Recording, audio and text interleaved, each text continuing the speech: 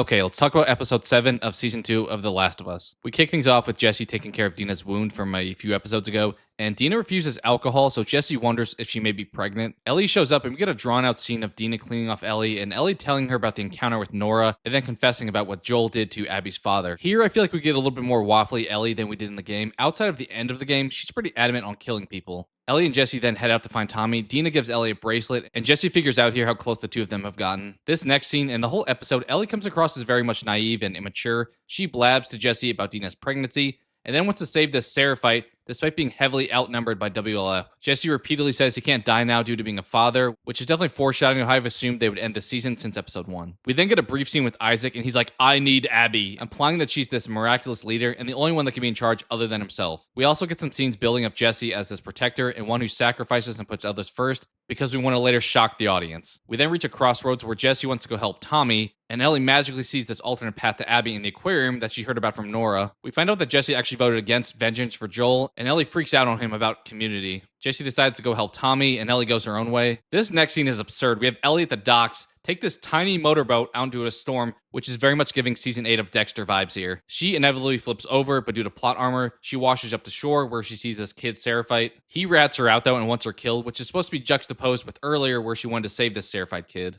Magically, right before they kill her though, they need to go help their village, so they just let Ellie go here and leave a gun with her on the ground. And I'm kind of like, what? Talk about more plot armor. She then hilariously heads back to the shore and gets her boat for round 2 with this CGI storm. However, this time she does make it to the aquarium where she runs into Mel and Owen. She asks where Abby is, and then Owen pulls a gun on her, and Ellie has this miraculous shot where she kills Owen, and the bullet goes through him and also hits Mel's throat.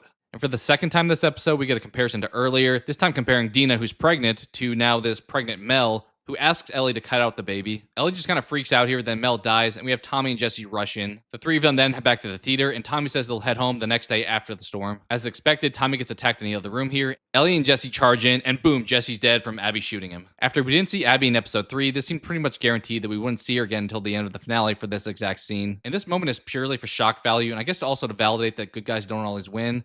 But I thought there aren't even actually good or bad people anyway, though. For some reason, Tommy doesn't take this time to attack Abby, and we have Abby point the gun at Ellie before hearing a gunshot and fading to black. We then close out the season with going back in time where we have Abby's perspective, and I expect this will be the case for most of season 3. This is probably obvious, but I'm giving this episode a negative rating. It had very little redeeming qualities, and the only real hope I had for season 3 is that maybe time away from Ellie will actually be a good thing. But that's just my opinion. What's yours? Did you like or dislike this episode? Sound off on all things The Last of Us in the comments. And make sure to subscribe for my overall season 2 review video coming out later this week. Thanks.